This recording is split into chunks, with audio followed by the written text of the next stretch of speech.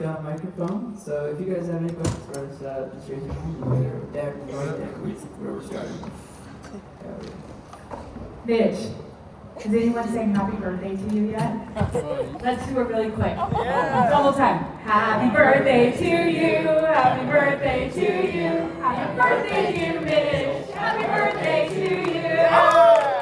I have a sucker bouquet for you too, because I know you don't like cake and okay. Welcome to Iowa. Oh my gosh. That's awesome. That's so sweet. Wow. Thank you so much. Open the card. Yeah, read it now. I'm scared. Oh, there's like a sticker in here. Oh, that's sick. Oh, thank you so much. This is really nice. Thank you. Thank you. Wow. That's so sweet. Hi, I just wanted to ask, like, what was the longest song that took to come onto the album? Like, which one took the longest to write? Ooh, that's a great question. On Burnout Days? Yeah. I think it actually was Burnout Days itself. Yeah. The idea for it was it came super quick.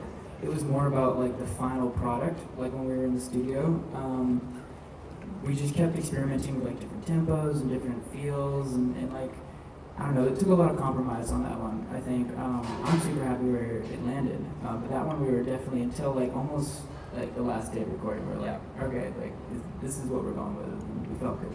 You want to talk about Yeah, I think the compromise that we landed on was because I wanted the song to be much faster than what it ended up being, and more, intense. And then I think it was the wrestle between like, do we want it to be like more vibey and like slow or like fast and like, fun? And I think like where it landed on the album feels good for the album, and then the live shows where it can like explode a little bit more.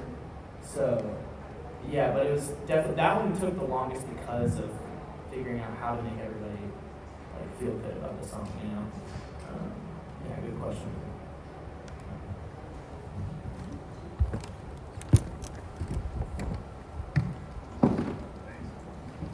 Hello. What was the call like for Lollapalooza this year?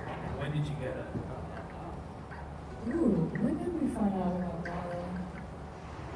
I think we Longer found out ago, yeah. a while ago, actually. Long enough to where I don't know if I remember. We were at an Airbnb somewhere, right? And it was for like a fly date in Texas. Ooh. Okay, then that must have been It was like before the Dallas State Fair, I think. Oh. Right? You should have held the microphone if you remember. I also remember because normally our booking agent will hit us up, or it'll be like a last minute, like, hey, can you all hop on a quick call, real quick? And obviously we were just so stoked. That's a amazing festival, and we're excited to come back and play new music for it. But I think we were literally just at an Airbnb before. Not home. No, definitely not home when we found out.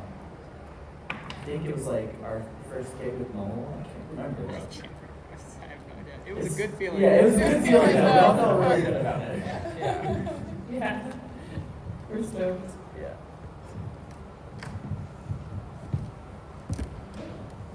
I was gonna ask, what normally, the writing process on who comes up with the first idea and how it layers on. Mostly with bass, where you come in, when do you normally add your part on? Sweet. Yeah, good question. So our writing process has been the same, honestly, throughout the years. So we're big fans of honestly sitting in a circle and jamming out, and then maybe someone comes up with a cool riff or something, and they're like, oh, that's sick, let's build on that. And then we rep it, and we're like, okay, maybe this part would be good for a chorus. And then we started creating structure from there. But for bass, at least, I guess it can vary between the songs. I know for Wales, that, with the, Mitch's part, it was basically Mitch, and then I was like, oh, maybe this chord progression underneath it. So it varies between the songs, but I think when we all write together, it's whenever the creative juices start flowing a little bit more.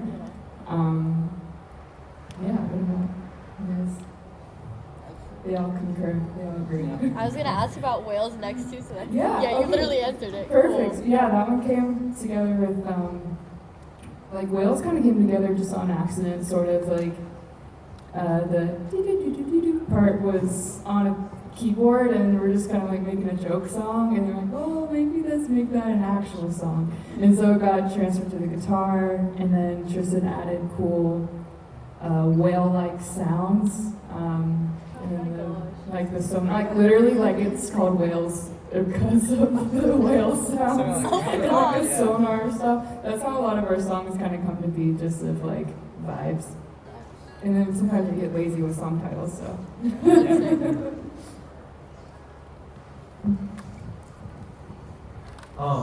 I'm curious what your inspiration for what you put into the set list is, because you have a lot more songs in your discography now, and so obviously you play a lot of the songs from your most recent album, but just curious like what the choosing process is.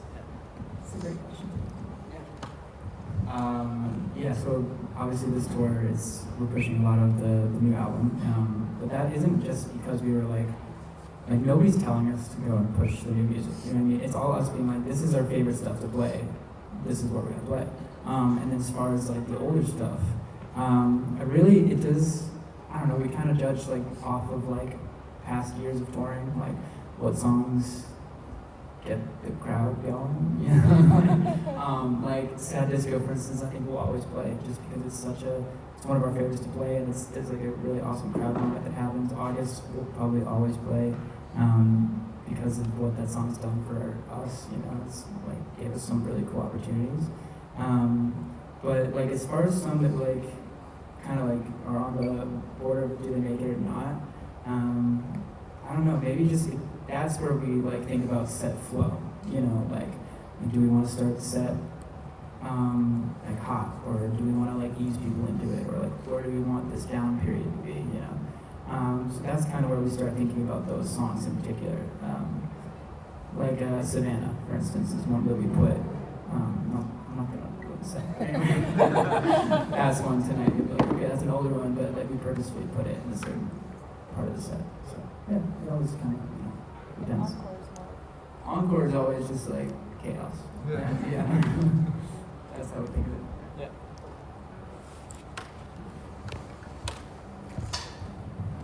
I was wondering who the primary lyricist is, and if it's all of you, if you could just say like your favorite song you heard in the lyrics. I do write You're on all lyrics? 99% of the lyrics, Okay. and then I'll always bring them to the band and be like, is this cool? And if they're not cool, they'll be like, no. What's your favorite song musically? Swim Between Trees, I think, is my favorite one that I've written recently, just because it is very close to me, you know, very recent. But yeah, I'd say that one. Thank you. Yeah, no problem.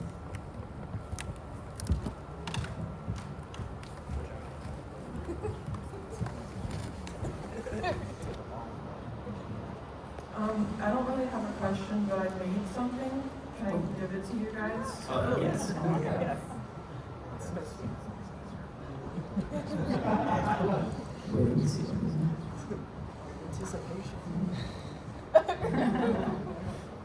You made this. Oh my God, I saw this on. That's Rodeo Clown Space Cowboy next to each other. That is so cool, dude. Thank you so much. Here. Yeah, I saw that too. Yeah, That's so awesome. We have a bunch of like decor on our bus. Like, That's going on like the bus. hanging art. That's going It's on. going on the it's wall. going on the That is bus so wall. cool. Thank you. Thank you so much. Oh yes. Go to the class. Yes. Rodeo Clown Space Cowboy. They're like a teacher, right? Down this one. Sorry.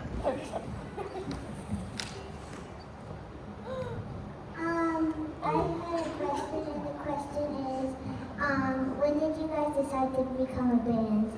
That's a good question. Great question. First of all, hello again. I remember you. I just teared up. Oh my gosh. You're in the Salt Shed show with Revivalists, right? Okay, good to see you again. You're so cute. I forgot the question. Oh, when did we become a band? So we started the band when we were seniors in high school. So we were about 18. December 2015 is when we started. and we just haven't stopped. We just kept doing it throughout college, and now we're 27-ish. But so we've been doing this for almost 10 years.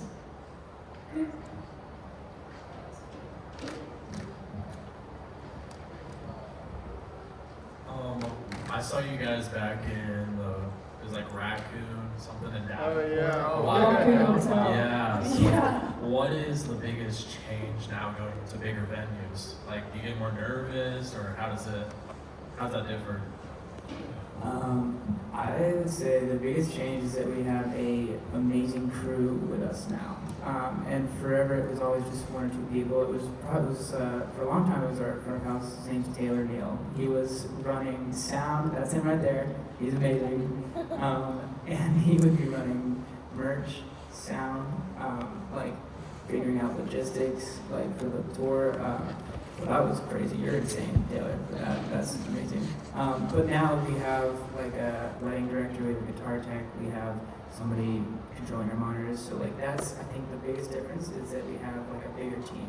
Like there's more people touring with us that are not in the band than are. And it's kind of scary. We're outnumbered by all of you. But they make everything go so much smoother. You know, like. We have a lot more confidence going on stage that we're gonna like be able to put on the best possible show because of them. So that's been the nicest thing about being able to grow as well. So, yeah. Still get just as nervous though, I will say. That hasn't changed.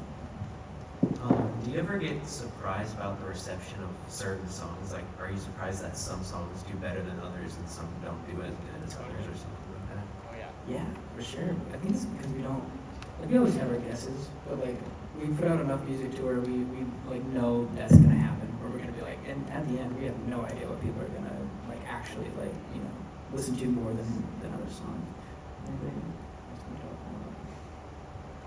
But yeah, no, I would say yeah, it is always kind of like it's always a nice surprise stuff, you know. I don't know, it's cool to see at shows especially too, because that's where you actually see it. You can see the numbers like when you guys are listening to the music when it first comes out, but then when we start playing these songs live, that's when you're like, okay, that song resonated. That's really cool. So, yeah. It is a big slate. Yeah. We have time for 2 more questions. 1, 2. Kind of piggybacking off of the venue question, what would be all of your guys' like dream venue to perform at? Forever we always said Red Rocks, and we have open there. So now I would say to headline Red Rocks would be a dream come true. Does anybody else know? There's a place called the Gorge in Washington. It's like kind of the Red Rocks type outside venue. That would be really cool to play.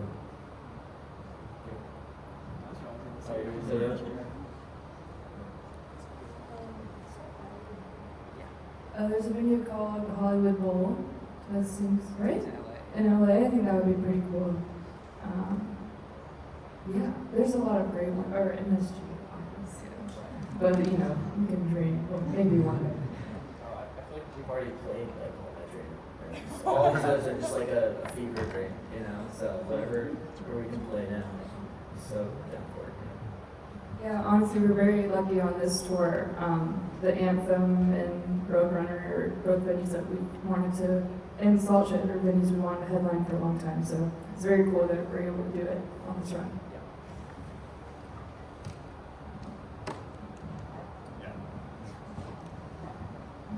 You might have answered this before, but I wanted to know where the name flipturn came from, and then also if there were like other choices in there. Yeah. So flipturn came to be. So we were practicing like in our hometown, and my parents are so supportive. Like they're so sweet. And I was telling them like, yeah, we're the band. We're trying to think of a band name. So they would always pitch ideas. I'm like, I don't know. And my mom, I think, said flipturn. I was a swimmer growing up from like kindergarten until I graduated high school. And a flipturn, for those of you that don't know, is a little turn you do at the end of a wall before you start your next lap. So she suggested flipturn, And we looked on Spotify and there isn't anything called that. So that was the main hurdle. I think we would think of names, we're like, oh, that's taken, or oh, whatever. I think another one was Fletcher. And because there's a street in our hometown, and we're like, oh, Fletcher's taken. So, but we did name a song Fletcher. But yeah, that's what I was trying to think of. That would be so bad. I think I've suppressed the old names that are cringy. Take that to my grave. Yeah. But yeah, good question. No one has asked that yet. All right, thanks, y'all. We've got about 25 minutes before doors. In that time, you can get merch now. Once we clean this up, you can find your spot. Barricade, and in the meantime, fans just to be hanging out, taking pictures, chatting it up. Have fun.